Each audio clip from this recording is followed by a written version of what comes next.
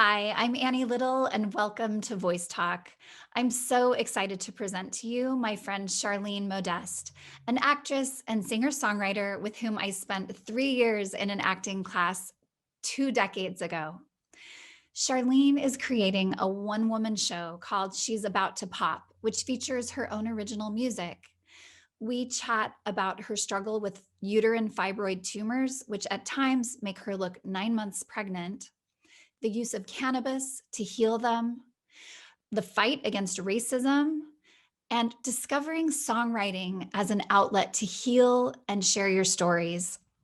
So, if you ever felt like you were relying on others to share your own stories, this interview might be just what you need to get inspired to create your own solo act.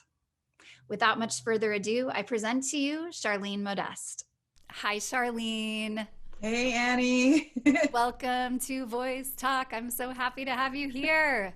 Oh my gosh, I'm so excited to be here. It's so good to see you I from our know. So I actually did not know that you were a singer-songwriter back then. I thought of you just more of as an actor. I do have to say the reason that you didn't know that I was a singer-songwriter when we were in class together is because I wasn't a singer-songwriter when we were in class together. This was something that happened after I left class. You know, as a creative, you pick up things along the way, and I was always singing in my shower, but I'd not really picked up a guitar. And then I sort of started hanging around friends that were, when you're in a circle, they're passing the guitar around, and then all of a sudden I did kind of want one, but it was just never the thing. And then I was with a group of people where that was the thing. And so then I started strumming, and one thing led to another, and then hey, I can write songs. Who knew? You can write good songs. I really like what I've heard, and I feel like you were able to find your voice, It in that helps. expression. I feel like there's something about, I don't want to call it a distraction, but the shared focus of having to play an instrument. You can't really hide, and you're not focused on that. It's There's freeing in a not way. even, it is freeing. There's less room for self-consciousness and Yes, like, you're not as so exactly. It you kind of just know, you're so busy trying to like just to pluck the right communicate. string. Yeah, pluck the right strings and no, I know, play the right keys. And Yeah, one of my favorite things to do, and has also been, always a challenge, being able to sing and play at the same time. But it's like, it's one of the things that I get like the most pleasure out of. And also that feeling of independence of like, I don't need a band. I don't need an accompanist. I can just be me. I'm my one person yes. band.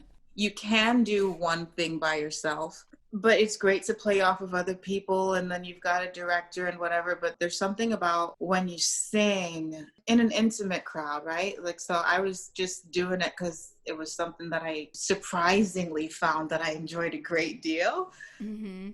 And it was something about the connection with the audience, because when you're doing theater, you connect with the audience, but you've got to wait your turn. You've got Yeah. to say, wait for your lines. Whereas, stepping out on stage and just expressing these songs that came out of you, Yeah. like we download all this information and all day, every day, and then all of that comes together and flows out of you in a song, and then you get to share it and then see how that affects other people. And it's a really intimate experience that I absolutely enjoy and love, and found out late in my life. Hey, It was better a surprise to me too.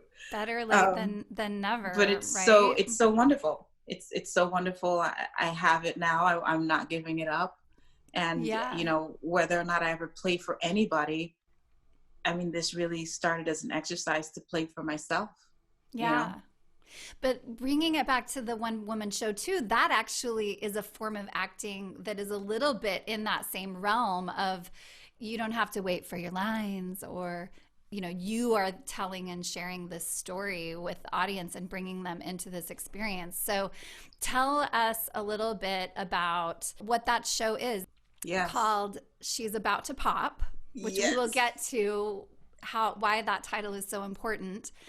And this show features your original songs in it. The show is still being created, and okay.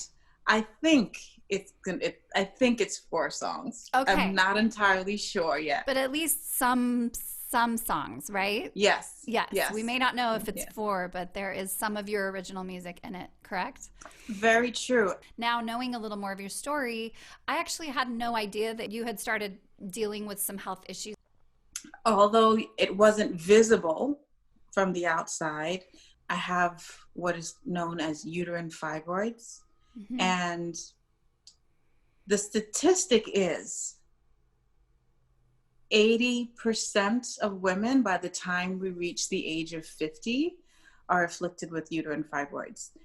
They're benign tumors in and around the uterus. I'd had them surgically removed before I ever met you, before I moved to California. Mm-hmm. And then they recurred sometime around 2006. And by 2008, it was a different world. I moved back home with my parents, and home was Brooklyn, New York, for everything, for emotional support, financial support. My tumors had grown so large that I have the appearance of a woman in her 3rd trimester of pregnancy. And the laws were different. We didn't have the Affordable Care Act, so I could get diagnosed, but I couldn't get treated. And that forced me to look into alternatives. The one that's had the biggest effect is cannabis. And so I found a way to get my hands on what it is. It's like a cannabis oil. It's the essential oil from the plant. Mm-hmm. And we have a system in our bodies called the endocannabinoid system that regulates every other system. And sure enough, they target the cells that form the masses. It targets just the mutated cells. It reprograms them to remember, oh, I have a cell cycle death. I was supposed to die a few cycles ago. And that's what they do. And they clear the body. And that's the magic of the plant. It's not magic. It's scientific. That's one of my missions in life, is to educate people on that and just get the word out, because there are people that are terrified of a plant because of what they've been told their entire lives. Yeah, there's absolutely a stigma for sure around medicinal marijuana or cannabis or whatever you want to call it. There's for sure a stigma. What's amazing to me is that it literally shrinks your tumors, right? Like it literally shrinks my tumors. Tell me a little bit about the songs, especially the song So Much that I listened to that was a part of, that I know hopefully that's going to make the cut into the show, right? I think so, think? Yeah. How did your tell me a little bit about your songwriting process? Specifically with So Much, it's a song that's about 4 years old now. It's just like something that I wrote and has just been with me. But it came at a time, I mean, we're having this uprising now, but it's not the first time, so 4 years ago, there was another one. Mm-hmm. And there was a rash of, police brutality and killings that were just all over the internet all at once. And I think, there were so many. There's Tamir Rice, there's Sandra Bland, there's Philando Castile, so just all of those in rapid fire happening. And then that's what the song was out of, because there was such a strong opposition to the notion that racism existed in America. People were vehemently denying it. Mm-hmm. And it's the kind of gaslighting that can make you crazy when you know Yeah. otherwise, or when you're experiencing otherwise. Yeah. So that song was it was just a list of the things that were happening, just to make myself, just to give myself a place where I could identify the reality that I was living. Um, so the first line is, home of the brave, land of the free. Everybody knows you ain't talking about me. It was just to identify that, like, we have these ideals, and American ideals that, we say that our country was built upon and founded upon, but there was no acknowledgement that it was to a limited crowd. It wasn't for everybody. And Mm-hmm. especially anyone that looks like me, it just wasn't. We weren't factored into the equation that way. And I needed to express that Mm-hmm. because I was being told otherwise. And it's like, you're not living my reality. And that's where the song came from. And it was just a calling out of what was actually happening. If I am going to exist in the world, I have to exist in a place that acknowledges my existence. So if people aren't going to do it for me, not that I'm asking them to, if they're going to refuse to do it, then I have to do it for myself. And that's where this song came from. It was from a very hurt and angry place. But once the song came out, I could breathe. I could breathe. It was just like, this is my reality, and this is what I have to contend with on a day-to-day basis. And I remember the first time I played it out, I was living up north, and there was just a little wine bar. They had an open mic night, so that's a place that I would go to just test out songs, just to see what the feedback is. Yeah. And it's a wine bar. There's talk, there's hustle, there's bustle, and then once the song started to seep through the crowd one by one, like the glasses started, they stopped tinkling. There was just silence. There was silence. There were just like all of the eyes, and it was so intense. Like I almost couldn't strum. It was just like, oh, all of that coming at me, and I was like, okay, well, I guess, my message got across. Yeah. So I'm careful with that song because, people usually aren't ready for it. And if it's a setting like that, like, people are out to have a good time. You don't want to be the wet blanket, but it's also a song that still needs to be heard. Mm-hmm. So what's the balance? Do I go and hijack people's good time, or do I put it out in a form where they can take it in doses that they can handle? I find that being able to be vulnerable on stage and being able to just go there wherever that is, Mm-hmm. it's healing for me as the artist to express that, because that is, it's dislodging itself from me and coming out. Mm-hmm.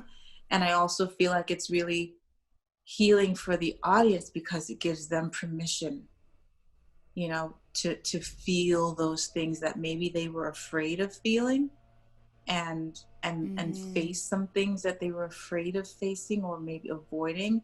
And it's a place of communion and community where, something that is seemingly terrifying or taboo, all of a sudden, Mm-hmm. well, it's out in the open now. She said it. Now that means I can talk about it too. It's okay. And it gives Oh, them a yeah. release too. And Isn't that a beautiful yeah, thing? yeah.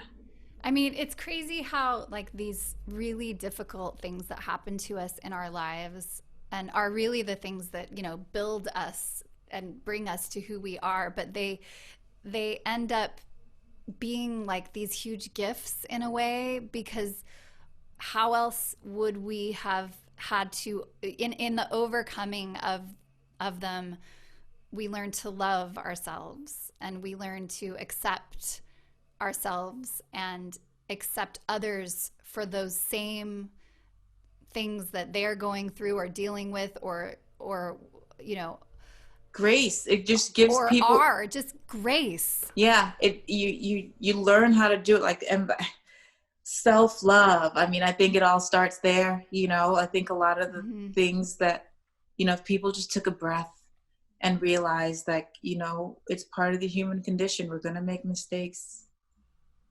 Yeah. And we don't have to deny our mistakes. We don't have to commit to repeat them. We can let them go. We can acknowledge the mistake and change behavior.